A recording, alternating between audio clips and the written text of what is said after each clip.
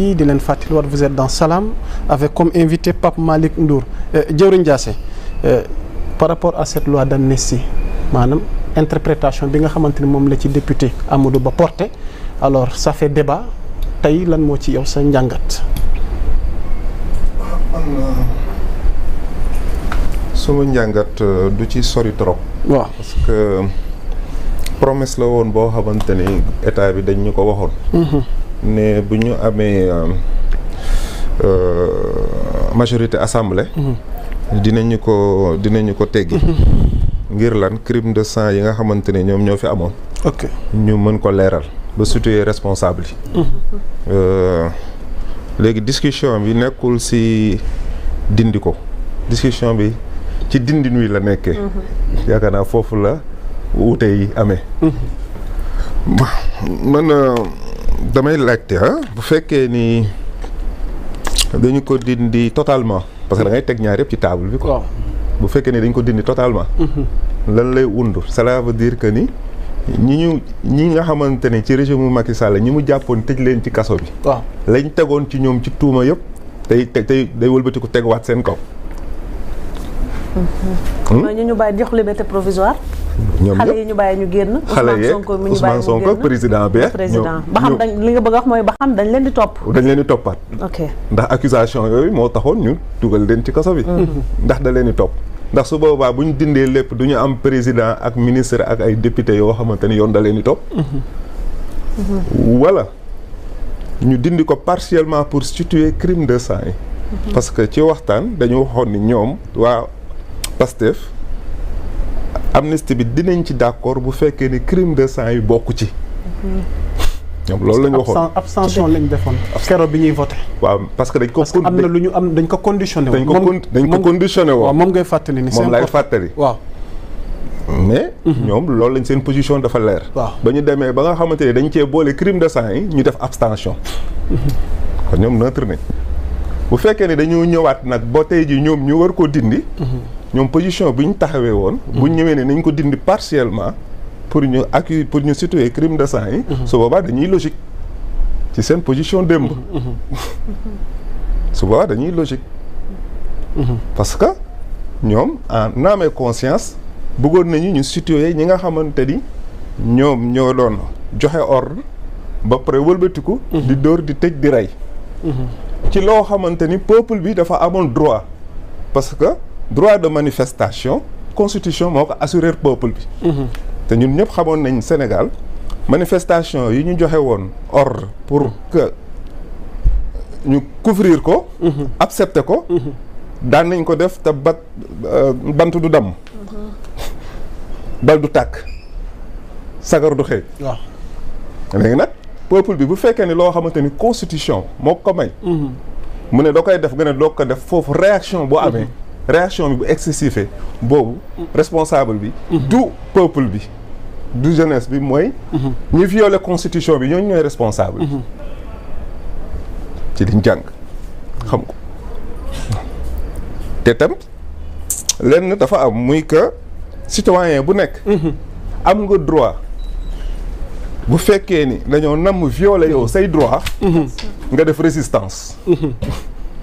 nga def résistance loolu citoyen bu nekk am nga droit bi. ok. donc fitna bu amee. mënuñu condamner ki nga xamante ni moo def fitna bi te condamné wuñ ki nga xamante ni moo yee fitna bi.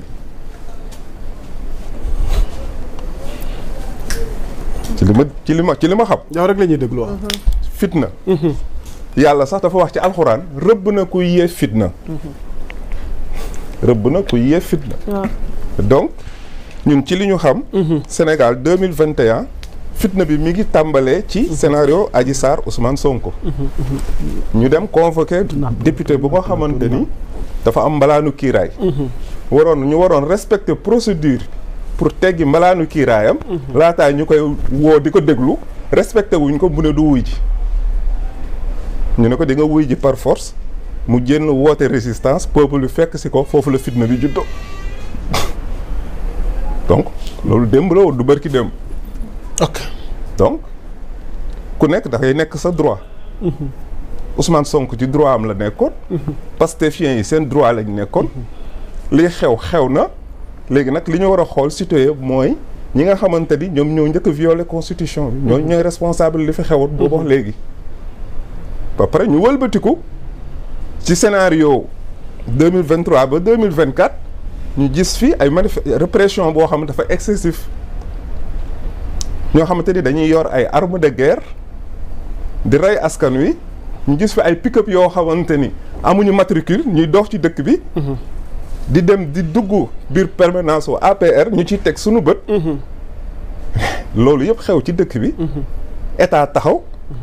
mais su boobaa peuple bi li ñuy laaj mais lan moo ci responsabilité état. jamono yooyu wala ñu jiite woon état bi jamono jooju. loolu la peuple bi bëgg a xam. ok loolu mooy li nga xamante ni foofu lañ toll tey pour naka la ñuy dindee amnistie bi. te amnistie bi du Pastef ñoom ñoo ko demandé du président Diomaye du Ousmane Sonko ñoo ko demandé parce que demoon nañ ba àgg ci phase u à 10 heures ouverture des élections ñu def parrainage ñi jàll ñu war a dem élection ñu renvoyer élection yi. ba pare lancer procès loi d'amnistie bi. donc mënuñu wax ni Pastef ñoom ñoo ko soxla même bu fekkee ni bénéficié wu nañ ci mais c'est de bonne guerre. léegi kon est-ce que nekkul ni. yaa Moussa jëwrin foofu nag tànn ji wasaana. comme ñoom il n'était pas demandeur. laajuñu woon. te ñi fi nekk ñi nekk opposant actuellement bëgg nañ ñu abroger ko totalement est-ce que kon gënul gaaw rek actuellement ñu abroger ko totalement ñu situer toutes les responsabilités ci képp kuñ ci doon tudd. mais bu fekkee nguur gi ni weesu dañ ci am responsabilité ñu situer ko bu fekkee ñi fi nekk aussi yor ay ndombal tànk am ay responsabilité ñu situer ko. mais buñ ko abrogé totalement. moom laa la laaj xam nga maa ngi koy wax ci diggante bi. buñ ko abrogé loolu da nga cee samp laaj. waaw buñ ko abrogé totalement. est-ce que ñi ñu tëjoon kaso ñëpp du dañuy delluwaat kaso. wala ñi ñu accusé woon terroriste yi ñëpp dañuy dem taxawaat ci kanam lañ leen accusé woon. ñu génneewaat feuille yi teg ko. wala du demee noonu. waaw loolu xam naa dinañ ci dikk. ndax juriste yi ngi seetaan Pape Malick Ndour am na position ngi mu ci wax mais jëwriñ boo teewloo li nga xamante ni moom la El Malick Amadou Ba député Pastef proposé. donc yow parce que fi mu ne ni débat bi mooy ndax moom dafa am lu mu ciy sóor. ba tax na mu opté pour une loi d'interprétation. ba indi aspect partiel bi te bañ a jëm ci li nga xamante ni moom mooy total bi. parce que moom la Zeyna di fàttali. te yow question boobu ngay posé. c'est comme si yow dafa mel ni da ngay laaj maanaam Amadou Ba député. Amadou Ba lu tax opté wu leen pour total. lu tax ngeen opté pour une loi interprétative. waaw su boobaa damay teg Amadou Ba li tax ma opté. parce que li ma bëgg a xam mooy yow tey li Amadou Ba opté. waaw partiel te ñoom jàpp nañ ne moom mooy li gën. waaw ay dégg nga position bi nga xamante ni l'ancien ministre Pape Malick Ndour mi ngi indi ay leeral par rapport à sa position. donc loolu lañ bëgg a xam yow tey fan nga ci féete ak naka nga jàngatee tey li Amadou Ba proposé. xam nga situation bi dafa am 3 positions yu bokkul. waaw mooy dafa am réalité politique am réalité judiciaire. am réalité psychologique. ok. Il y a tamit de bonnes guerres de positionnement. lépp dafa am ci biir amnistie bi. te ku ci nekk contexte bi nga féete woon démb ak fi nga féete tey. situation bi dafa changé. ñun dañoo jàppoon ni démb dañoo jaay doole dóor ñu tëj ñu rey ñu subir injustice. à notre plus grande surprise. ñu xëy suba ci carte gi changé. mais ci biir xare nag tous les coups sont permis et puis système nu mu tuddati stratégie boo mën a def pour génne ci xare bi ba am ndam da nga koy def. tous les coups sont permis. ouais moom laa dégg nga wax de. ouais ci biir xare noo def ba génn si soit tu avances soit tu recules pour mën a gagner ouais donc politique la mais il faut que ñu xam ni nag justice la.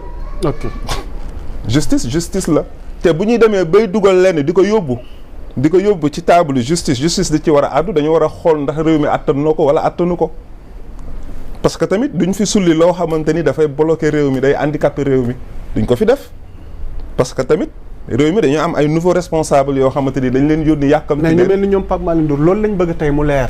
pour ñëpp ñu bañ a seet luñ ciy xool ak luñ ci dul xool ñu tegaat lépp ci table bi lépp leer. mais yow xam nga tey jii ñun ñoo gën a bëgg mu leer parce que ñun lañ dóor lañ tëj lañ saaga lañu rey. ok. ñu waxantee dëgg. tey jii ñi taxaw di laaj pour mu leer ñi ci ëpp mooy ñi nga xamante ni seen doom dañ cee faatu wala dañ cee faatu ok am na ci ñu nga xamante ne am nañ ci. kon gisoon ni foofu taxawal yow. taxawal. non dama dégg nga ne ñun lañ ci dóor ma ne kon parce que askan wi lay waxal askan wi xam naa. de non ñun dóoruñu askan wi man kenn dóoru ma ci askan wi laa dina leeral leeral voilà dóoruñu yaa Moussa dóoruñu Pape Malick dóoruñu Basir te ñu dóoruñu la te ñun askan bi lañ bokk. mais nañ ko bàyyi mu daaneel mu leeral boobu rek laa ba sàppe ma quoi ci njàngatam jëwriñ yeggaleel xëy na dafa am lu leerul ci boppam. waaw yeggaleel jëwriñ. waaw Pastef laa bokk. ah ok. wasalaam. mais lenn dinaa la ko wax. man sama mouvement mi ngi tudd Yeeslu. mais ba may wàcc ci monde bi di politique. dama doon défendre l'état de droit ak l'état d'âme. ok. le droit. lañ doon défendre la justice pour tout le peuple sénégalais. ñi wàccoon ci terrain bi ñii suñuy rakk lañ ñii suñuy doom lañ. te man mii damaa wàccoon ci terrain bi man personnellement. pour défendre le droit. parce que Sénégal dañoo tolloon fu nga xamante ni gis nga 2012 manifestation ba ñuy def car bloquant wu 2011 car bloquant wu Ablaye Wade bi mu bëggoon dugal mu jàll. 25% yi. waaw man bokkoon naa ci manifestation yi doon wax ni loolu du fi am. bokkoon naa ci ñu demoon ci manifestation mais même moment boobu l'état de droit lañ doon kaas. donc dañu am principe bu ñuy demee. tu vois xam nga lan la ñuy bañ. dirigeant yoo xamante ni ñoom dañu yaakaar ne am nañ droit ci sunu alal am droit ci sunu vie am droit ci sunu der. ok absolument. loolu la ñuy bañ. waaw te kenn citoyen bu nekk farata la ci yow nga contribuer sur le développement communautaire loolu mooy politique. communauté bi lépp loo xamante ni daf ko war a yàq wala mu ndax a saay. citoyen bu nekk da nga am devoir défendre justice. pour que justice soit faite foofu lañ taxaw. leer na. jaajëf. on avance. alors ma jox kàddu gi moom sax Abdou Nguer. par rapport ak sa position. la loi d'amnistie fait débat. ñi nga xamante ñoo am majorité à l'Assemblée ci kàddu député Amadou Ba. gis nga lu ñu proposé te ma ko doon fàttali ci waxtaan bi. yow lan mooy sa njàngat ci loi d'amnistie bi ak li nga xamante ni proposition Pastef la ci kàddu Amadou Ba ci loi d'interprétation amnistie. xam nga loi bi man yaakaar naa ne bi may njëkk a dégg kàddu bu ñaaw ci militant APR. ci loi bii la woon ma am lu ma ci wax Macky Sall ne ànduma ci am baat yu ñagas yu ma ko ci wax. waaw militant boobu woo ma xas ma wax na lu ko neex. da nga ne woon yow àndoo ci. ba tey jii nag. àndoo ci loi d'amnistie ba tey jii ba suba ba ginnaaw suba lu tax ñu proposé ko. musuma cee d'accord man rendre woon dëkk bi ingouvernable sax moo ma gënaloon def loi d'amnistie ñiy jot ci. parce que gis nga lim ñu jural tey de. loi d'amnistie gisoo amagul effet yi ñamagul de parce que neexaayu Macky Sall bi moo fi des ba tey nañ dem ba si kanam ci ngay doog a xam effet loi d'amnistie bi effet yi mu def Macky Sall nag jubóole la ci jublu woon ak wan Sénégalais yi ñii ñooy yan genre nit. de ça Sénégalais yu bari comprendre nañ. dem nañ bañ ne ñii buñ jotutoon ci réew mi taal ko mais dañoo bëgg a coow li départ alaaji jëwrin mi dafa évoqué démocratie liberté dama bëgg nag yéen xam ma yéen a mëpp xam-xam man sama jàng soriwul man LFC yi laa ngeen wax ma ban réew la coow fo masa taal dañuy départ nag xam nga affaire bi booy mbir boo koy ko da ngay xool départ bi mbir mi fan la départé góor ak jigéen a tëju ci néeg di fo point leneen lu la waaye wax lu loolu du dëgg ñu génn dugal ñu ci ñun askan bi te suñu yoon waru ci woon a nekk maanaam ñun coow loolu suñu yoon waru ci woon a nekk. ndax jigéen boobu mooy kan ak kan. aaral Ousmane Sonko ak Adji Sarr ñoo tëju ci néeg. ok nay leer dama bëgg a. non man xam man bàyyi ma ñëw rek man jëwriñ du ma ragal man droit au but laay def. su ma lay fichier bal laa lay dóor mu daal. ni nga bëgg a expliquer est-ce que noonu la demee. dinaa ñëw de. day leer de li nga wax ne. xam nga dafa am départ mais li may wax kenn du ko dindi. départ la xam nga fu mu départ mooy ñun suñu liberté dañ koo téye woon. gouvernement ñoom Pape Malick bi ñoo fi voté woon couvre-feu ñun ñëpp ñu tënk ñu nga tëdd sa kër ñeme woo woon génn. wala journaliste nga mënoon nga génn. ma tëdd sama kër Basir tëdd. am ku jóg volonté wu boppam. taal otoom dem. ñun daal amul lu dul xëy ñu ne am na ñaari nit yoo xam ne kii da doon faj kii di faju am nañ problème ñu ñëw ñun sénégalais yëpp dugal ñu ci biir ñun loolu lan moo ci suñu yoon ku nekk nag jël ci position ku neutre sax jël nga position ñaari nit bu ñuy xeex même boo neutre jël nga position ah ñëpp a jël position taxaw ñii wax seen digganteeg yàlla ñii wax seen digganteeg leneen mais yàlla xam na li xew te je le dis je le répète. booy defal naa yaa ngi may dagg. non dinaa la dagg xam nga moo tax ma lay dagg. waxal te bu ci dugal yàlla. ankay non xam nga la moo tax ma lay wax parce que boo nee góor ak jigéen non attends boo nee góor ak jigéen. bu fekkee ni viol dafa am non déglu ma wax la. man àgguma foofu de non déglu ma wax la bul dox sama xel déglu ma wax la mu leeral non xaaral mais ko mu yegg mu leeral xaaral allez-y jëwriñ wax jigéen d'accord ñu dugal ci yàlla non buñ ci dugal yàlla nañu wax loo xamante ne xel nangu na ko te yanu na maanaa waaw mooy lan góor jigéen buñ ko violé am na droit ne dañ ko violé mu dem porte plainte fu muy porter plainte gendarmerie lu ñuy def mooy gynécologue la ñuy dem seen gynécologue mu testé ñu confirmer gynécologue bi moo war a confirmer ndax viol am na wala viol amul bis bu nekk scénario viol am ñu koy atte ci tribunal yi te kenn du ko yëg bul ñu fontoo est-ce que yaa ngi dégg wax ji bu leen ñu jàppee comme ay xar wala yoo xamante ni mais on va pas s'attarder est-ce que yaa ngi dégg wax ji foofu amul yàlla amul gëm yàlla amul diine amul dara nañu wax li yoon tegu comprendre nga léegi gynécologue bi bu taxawee daal ne soxna si 48 heures kenn xoolu ko sëyul ak kenn affaire bi war faa yam ngeen nekk fa bëgg a jaare ci loolu ngir détruire un opposant politique peuple bi jóg révolté liy xew-xew ngeen bëgg fi nekk di wëlbati carte gi bu ñu fontoo de waxi nit waaw jëwri ñu defar kàddu gi rek c'est important ngir nit ñi seetaan donc ñu bañ a attardé wu ci polémique waaw mais il faut que waaw ñu defar kàddu gi da ciy am solo ci waxtaan maa ngi jéggul mënoo jëwri sax dafa juum gynécologue du mooy établir viol mais Abdou on va non xaaral déedéet non nit bu wax askan bee koy déglu te ay xale dañuy seetaan xale yi mën nañ ñibbi seen leçon yi sax ñu jàpp war a jàng naan gynécologue mooy établir viol du mbiru médecin mbiru lan la justice la ah bon waaw da nga may déglu rek jëwrin boo juumee da ngay nag jubbanti la waaw lan laa juum balaa ngay dem ci justice bi dem di affirmer ba pare te ngaa waa léegi doo ko wax mu déglu xanaa yow doo plateau bi moom dina ci yow yaay gendarme plateau bi doo ko wax mu déglu dina ma ko may dama ne na amul benn médecin bu mën a qualifier viol xam médecin lu muy lijjanti sëy conjonction bi am na nan la amee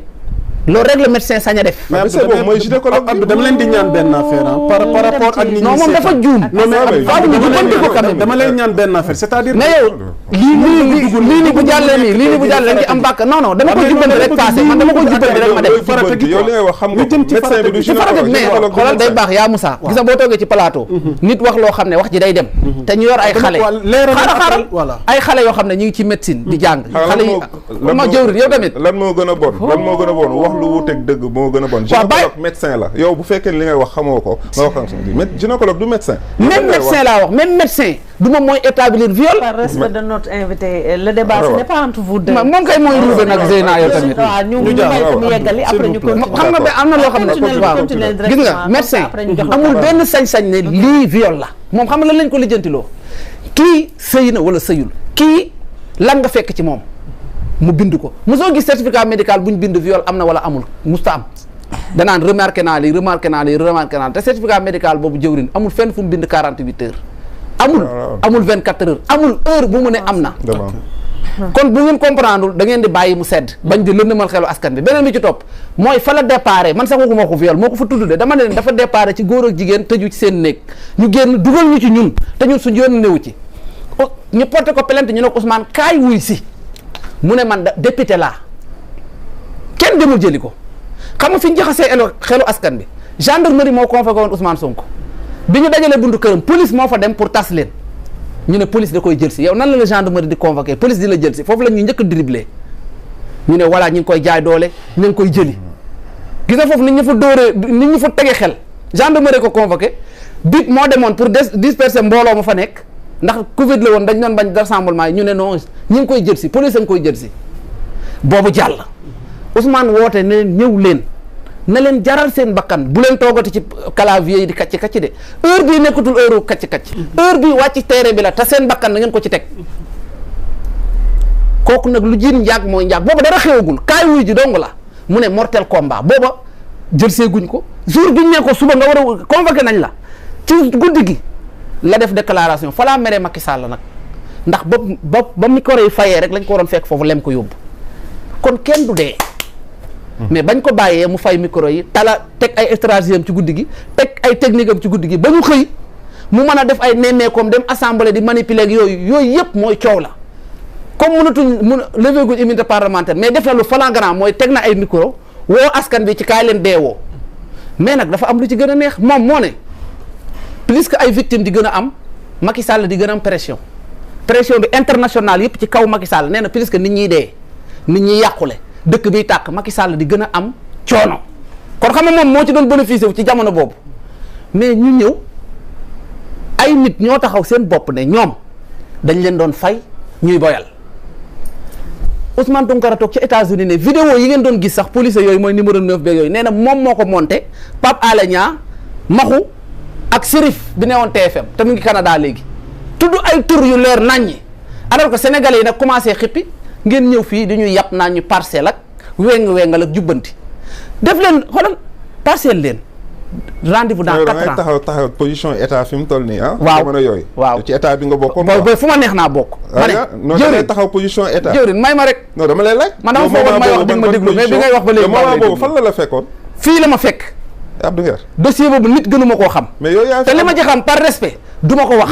parce que bal buy rey gaynde la kenn du ko dóor. on avance bàyyil ma dem rek. du yéen ñaar mais non jëwriñ kay moo bëgg a jël yëf yi yàq ko nag. allez-y Abdou Nguer. allez-y ñu termine voilà ni muy yàqee li may wax tamit jëwriñ yow tamit. monsieur le ministre am na yeneen sujet bàyyi mu sedd yow moo tax ma ne la gis nga dossier boobu te man sax am lu ma gën a loon amnistie bi sax garaawut nañ teg à côté xam nga lu ma gën a loon mais nañ jëli ñaar ñi attewaat leen képp ku tooñ yaaray boo yi waaw nañ leen attewaat du moo gën a gaaw ku tooñ rek nañ jël lépp wéer la ko xoolal man nangu naa bu fekkee ajee tooñ ñu jël lépp wéer ko waa APR ak aji bu dee Sonko tooñ nag mais yow loolu atte nañ ko non anéanti na non dañ ko war a attewaat atte nañ ko anéanti na attewaat jëwriñ xam nga dañuy jàll loolu xam nga tamit yaa ma sax yow bu topp dóoru ci logique bi de Sonko dañ ko jàpp mu dem prison ñii jëwriñ bi kenn lay topp ci waa xaaral nee da ngaa wax lu garaaw da nga ne loolu atte nañ ko passé na passé gudde dañ koo jàpp xaaral jëwriñ diglul man juriste yi ñu ngi may dégg kenn du ko weddi dañ kaa atte moom mu bind non nakkees ma non Abdou Nguer atte nañ wala atte wuñu atte amatul mais atte woon nañ atte bu anéanti mel na ne amatul dafay beesaat xanaa xëy na Bachir dina ma ci dimbali sax voilà dinañ ci dëkk wax dëgg yàlla yow tamit Bachir par rapport à la loi atte boobu anéanti na nañ ko atte waat sa waa ji xam na li mu def day tay lu rek par rapport à la loi d'interprétation Bachir bi nga xamante ni tey tukkee ci député Amadou Ba tey nga xamante ni coowal loi d'amnistie bi polémique bi ça fait débat ba tey donc lan moo ci sa njàngat yaa Moussa nuyu naa la nuyu